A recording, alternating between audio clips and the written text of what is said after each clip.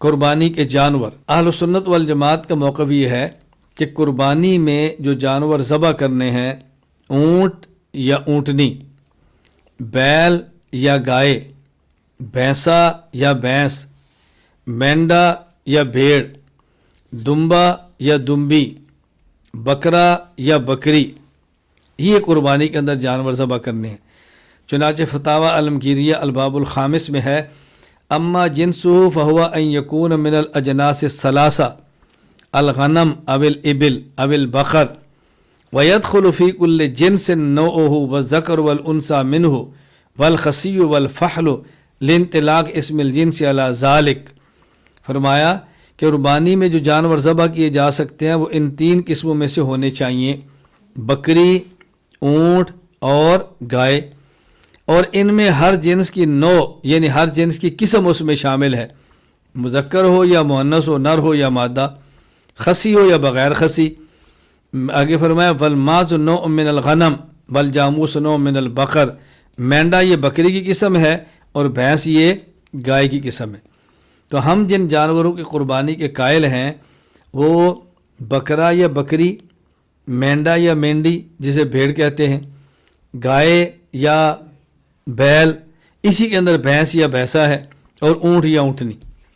تو بنیادی طور پر یہ بنیں گے بکری یا بکرا، اسی کے اندر شامل ہے بھیڑ اور مینڈا، گائے بیل، اسی کے اندر شامل ہے بھینس یا بھینسا، نمبر 3 اونٹ یا اونٹنی، نمبر 1 بکرا بکری، نمبر 2 اونٹ یا اونٹنی، نمبر 3 گائے یا بیل۔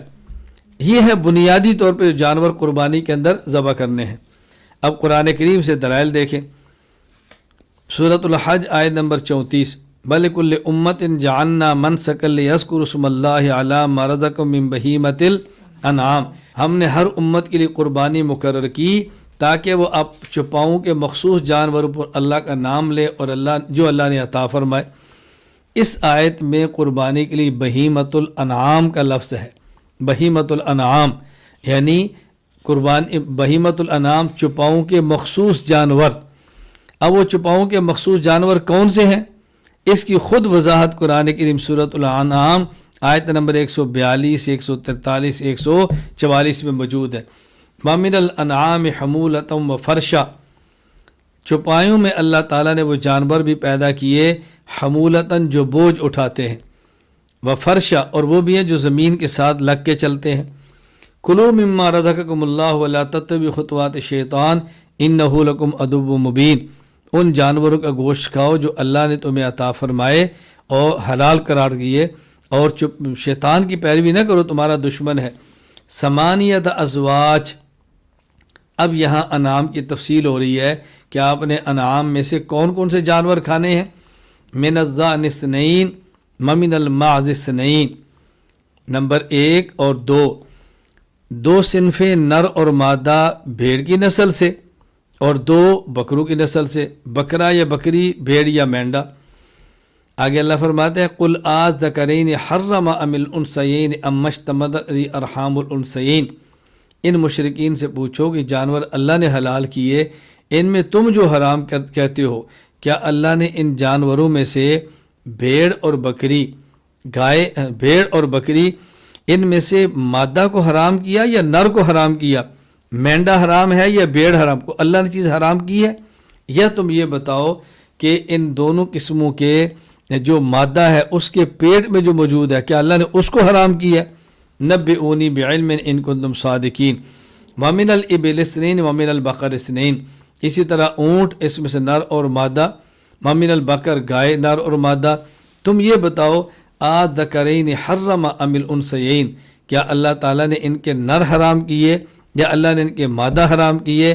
ام اشتملت علیہ ارحام الانثیین، یا اللہ تعالیٰ نے ہر اس بچے کو حرام کیا جو ان دونوں نسلوں کے مادہ کے پیٹ میں موجود ہے۔ دیکھو یہاں بہیمۃ الانعام 8 جانور بیان فرما دیے، 2 بھیڑوں میں سے، 2 بکریوں میں سے، 2 اونٹوں میں سے اور 2 گایوں میں سے۔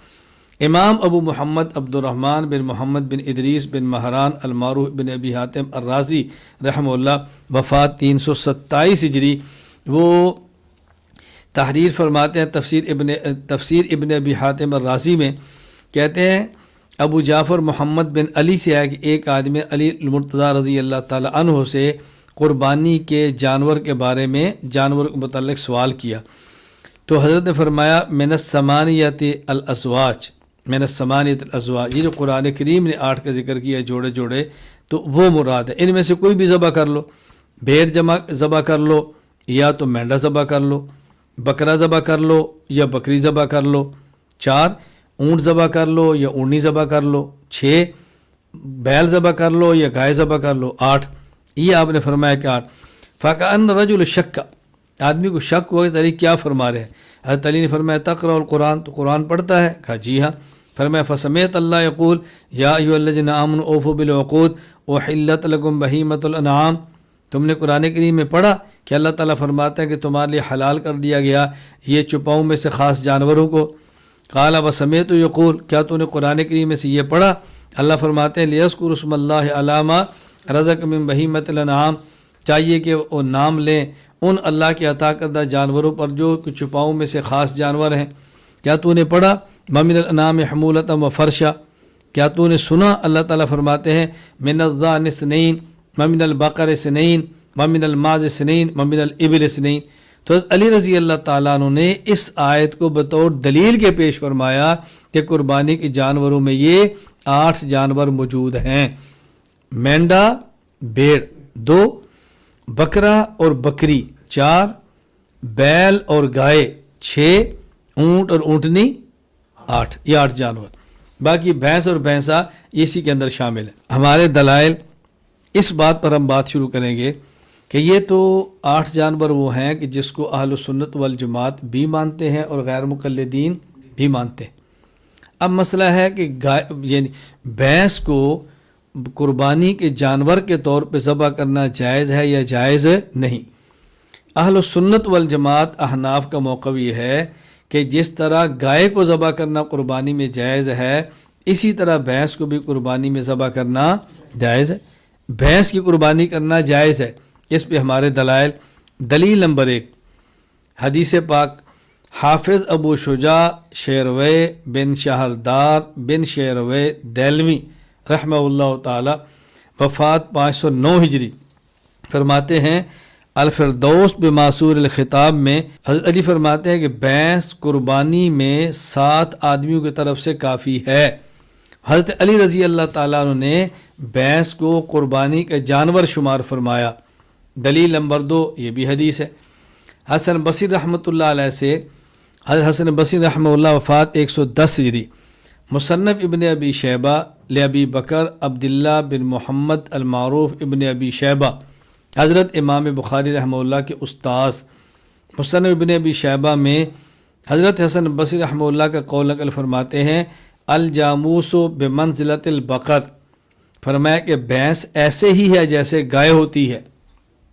اب بات سمجھیں، ہم نے ایک دلیل مسند فردوس دہلوی سے بیان کیا علی کا ارشاد، نمبر 2 مصنف عبدالرزاق سے پیش کیا حسن بصری کا ارشاد، اور میں نے 2 حدیثیں ان کو کہا، حضرت علی کی بات کو بھی حدیث کا، حسن کی بات کو بھی حدیث کا، تو ممکن ہے کسی کے ذہن میں آئے یہ حدیث تو نہیں ہے۔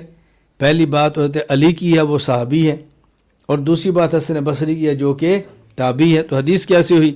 میں کہتا ہوں آپ حدیث کی تعریف پہ غور فرمائیں کہ حدیث کی تعریف کیا ہے۔ مشہور محدث علامہ شرف الدین حسین بن محمد الطیبی رحمہ اللہ وفات 343 ہجری، شرح مشکات للطیبی مقدمہ مشکات کے اندر فرماتے ہیں الحدیث اعم من ان یکون قول النبی صلی اللہ علیہ وسلم اب صحابی اب تابعی وفعلہم و تقریرہم، حدیث کہتے ہیں نبی پاک کے قول فعل اور تقریر کو، صحابی کے قول فعل اور تقریر کو، اور تابعی کے قول فعل اور تقریر کو۔ لہذا اس حدیث کی روشنی میں حضرت علی صحابی ہیں، ان کا قول بھی حدیث، حسن بصری تابعی ان کا قول بھی حدیث۔ اسی طرح مولانا خیر محمد جلندری رحمہ اللہ تعالی وفات 1390 ہجری، خیر الاصول میں فرماتے ہیں رسول اللہ صلی اللہ علیہ وسلم و صحابہ کرام رضی اللہ عنہم اور تابعین کے قول فعل تقریر کو حدیث کہتے ہیں۔ حدیث پاک کی یہ تعریف جس طرح علامہ طیبی نے مقدمہ مشکات میں کی ہے، مولانا خیر محمد جلدی رحمہ اللہ تعالیٰ نے خیر الاصول میں فرمائی ہے. اسی طرح علامہ ظفر احمد عثمانی رحمہ اللہ نے قواعد فی علوم الحدیث میں فرمائی ہے، اور یہی ترتیب امام ابن حجر عسقلانی رحمہ اللہ تعالیٰ نے شرح نخبہ کے اندر فرمائی ہے.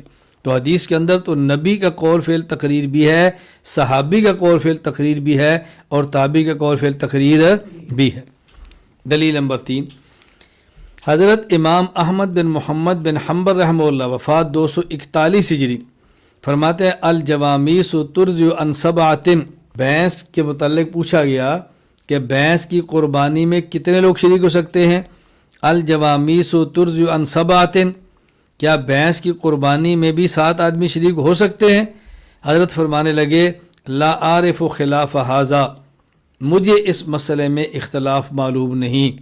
گویا ان نے اس بات کو تسلیم کیا کہ بھینس کے قربانی کا جانور ہونے میں امت کا اجماع ہے.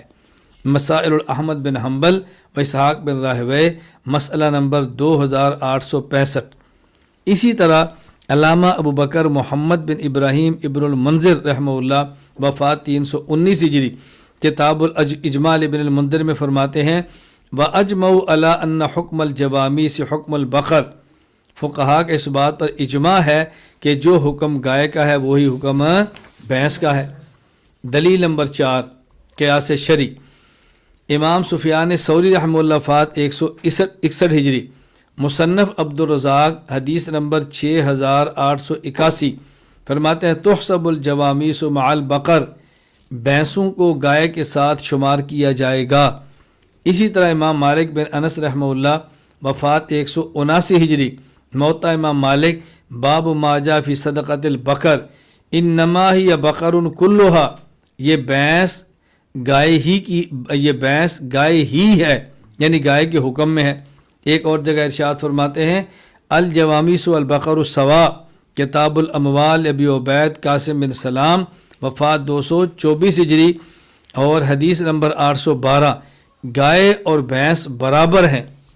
اب قیاس کا مطلب کیا ہے کہ محدثین اور فقہا نے زکوٰۃ کے مسئلے میں بھینس کو گائے پر قیاس فرمایا ہے. یعنی احادیث میں جو زکوٰۃ کا مسئلہ بیان کیا گیا وہاں گائے کا ذکر تو ہے لیکن بھینس کا ذکر نہیں. اب بھینس کی زکوٰۃ دیں گے تو طریقہ کیا ہوگا؟ محدثین فقہا فرماتے ہیں جو گائے کا ہوگا وہی بھینس کا ہوگا. تو انہیں زکوٰۃ دینے میں گائے پر بھینس کو گائے پر قیاس کیا ہے، تو ہم نے قربانی کے مسئلے میں بھینس کو گائے کے اوپر قیاس کیا ہے.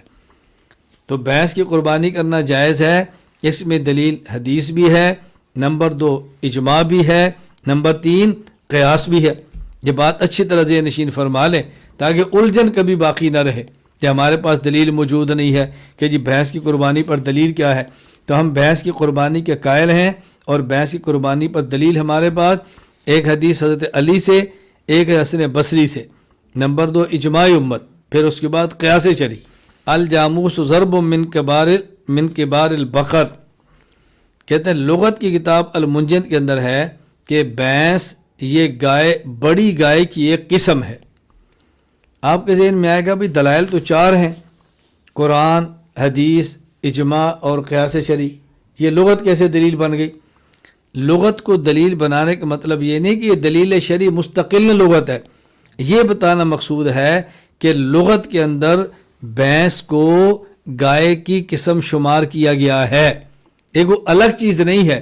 اگر یہ پوچھنا ہو کہ بھینس کیا ہے تو کہتا ہے بڑی گائے، اس کو یعنی بڑی گائے اس کو بھینس کہتے ہیں. یہ معنی بطور لغت کو دلیل پیش کرنے کا، ورنہ دلائل شریعت 4 ہی ہیں، قرآن، حدیث، اجماع امت اور قیاس شرعی.